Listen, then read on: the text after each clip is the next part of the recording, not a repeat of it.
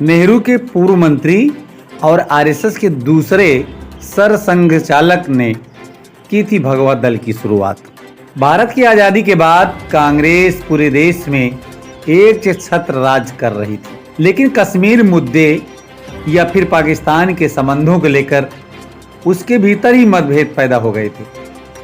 जवाहरलाल नेहरू देश के पहले पीएम थे और उनकी ही कैबिनेट के सदस्य रहे श्यामा प्रसाद मुखर्जी के उनसे कई मुद्दों पर मतभेद थे। नेहरू लियाकत समझौते को लेकर वह नाराज थे और पाकिस्तान में हिंदुओं की सुरक्षा को लेकर श्यामा प्रसाद मुखर्जी ने चिंता जताई थी। इसके अलावा कश्मीर को लेकर भी नेहरू सरकार के रवैये से वह सहमत नहीं थे।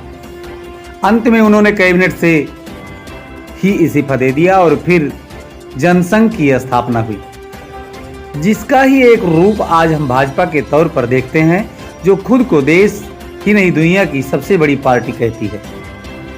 श्यामा प्रसाद मुखर्जी ने नेहरू कैबिनेट से इस्तीफा के बाद आरएसएस के दूसरे सरसंघचालक माधव सदाशिव राव गोलवलकर उर्फ श्री गुरुजी से मुलाकात की। इसके बाद जनसंघ की स्थापना की प्रक्रिया शुरू हुई। 21 अक्टूबर 1951 को श्यामा प्रसाद मुखर्जी की लीडरशिप में दिल्ली के राघोमल कन्या माध्यमिक विद्यालय से इसकी शुरुआत हुई। इसी दौरान पार्टी का चुनाव चिन्ह और झंडा तय हुआ। चुनाव चिन्ह दीपक बना और भगवा रंग का आयताकार झंडा जनसंघ ने अपनाया। इसी मौके पर देश के पहले आम चुनाव के लिए मैनिफेस्टो भी तय कर लिया गया था। पहले आम चुनाव में जनसंघ को 3% वोट मिले थे और 3 सांसद जीते थे। साथ ही जनसंघ को राष्ट्रीय दल का दर्जा मिल गया।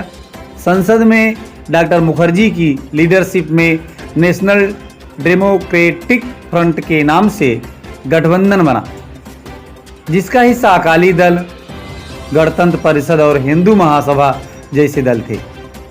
कुल 32 लोकसभा और राज्यसभा के 6 सांसद इस गठबंधन के पाले में थे और विपक्ष की एक सशक्त आवाज यह बना। इस तरह हम कह सकते हैं कि एक तरह से देश के पहले अघोषित विपक्षी नेता श्यामा प्रसाद मुखर्जी बने थे। तब से 1975 तक जनसंघ ने विपक्ष की मजबूत भूमिका अदा की और आपातकाल में भी सक्रियता रही। 1977 में आपातकाल खत्म होने पर जनसंघ का विलय जनता दल में हुआ और एक नई सरकार में वह हिस्सेदार भी रही। हालांकि यह लंबा नहीं चला और 1980 में जनता दल में शामिल हुए जनसंघ के सदस्यों ने अपनी अलग पार्टी भाजपा की नींव 6 अप्रैल को रखी। आज भाजपा के बने 42 साल हो गए हैं और पार्टी केंद्र की सत्ता में दूसरी बार लगातार पूर्ण बहुमत से सत्ता में है। इसके अलावा यूपी समेत कई राज्यों में बहुमत की सरकारें हैं। 1980 में भाजपा के पहले अध्यक्ष अटल बिहारी वाजपेयी चुने गए थे। अपनी स्थापना के साथ ही भाजपा राष्ट्रीय राजनीति में सक्रिय हो गई। बोफोर्स एवं भ्रष्टाचार के मुद्दे पर पुनः गैर कांग्रेसी दल एक मंच पर आए और 1989 के आम चुनावों में राजीव गांधी के नेतृत्व में कांग्रेस को भारी पराजय का सामना करना पड़ा।